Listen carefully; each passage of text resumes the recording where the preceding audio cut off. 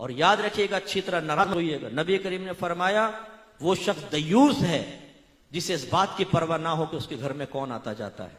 दयूस means पता है आपको क्या होता है? उर्दू में बताऊं, नाराज तो नहीं होंगे? बेगैरत। यानी अगर हमारी ज़ौजा, हमारी घर की औरतें नामहरमों से हंस हंस के बातें कर रही हो, नामहरमों घर में घुसेड़े, तो याद रखें ऐसे शख्स को आपके नबी ने दयूस कहा है। नामहरम कौन होता है? ये नहीं कि कोई अजनबी घर में मोहल्ले का लड़का घुस रहा हो, खालाजाद, फुप्पीजाद, चचाजाद, मामूजाद, इन कजनों से पर्दा है आपकी बीवी का, वो नामहरम है। इसी तरह लड़की का और खालू का पर्दा होता है, इसी तरह आपका और मुमानी का पर्दा है। इसी तरह अगर आपकी चच्ची खाला ना हो सकी, बाहर से आई है, तो चच्ची का और आपका भी पर्दा है। हमारे यहां कहां हो इसका ख्याल करते? अल्लाह के नबी पर्दे के अहकाम बयान फरमाए, और हमारी हालत यह है कि अगर हम इस तरह की बातें बयान करें तो ये औरतें हमारे खिलाफ बोलना शुरू कर देती हैं। अरे क्या हम गारों में छुप के बैठ जाए? दूध वाले से हंस के ये बातें कर रही हैं, पर सब्जी वाले से ये बातें कर निकल रही है, और वो मर्द देख रहे हैं, लेकिन हमारी गैरत ही सोई पड़ी है कि भाई तुम क्या कर रही हो? एक गैर मर्द के साथ दरवाजे पे खड़े होकर तुम बातें कर रही हो, शर्म नहीं आती है?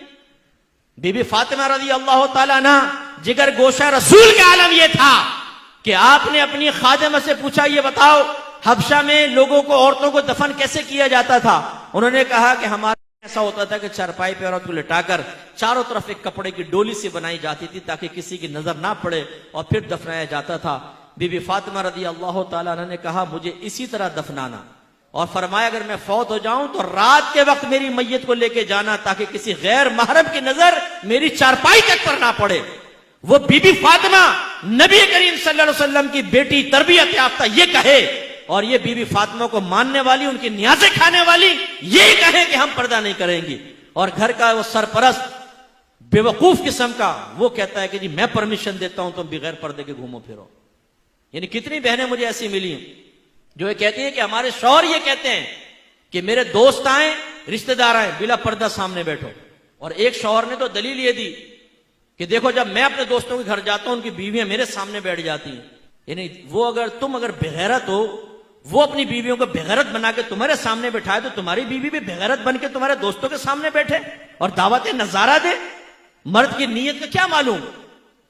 हम में से कितने ऐसे बैठे होंगे जो लोगों के सामने बड़े यूं मोहताज बनते, लेकिन टेढ़ी टेढ़ी आंखों से शादी ब्याह के अंदर सब देख लेते हैं ना।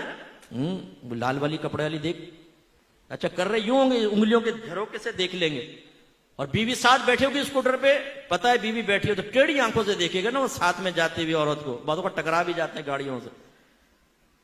तो जब हमारी नीयतों में इतना फतूर है कि शैतान कुछ ना कुछ डाल देता है, तो आपने कैसे समझा कि घर की औरत के शैतान से बिल्कुल पाको साफ हो गई?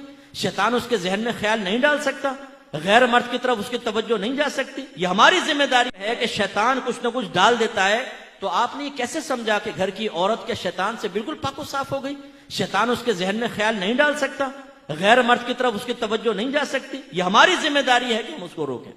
नबी करीम तो ये करें और हम ना करें, गलत चीज है ना।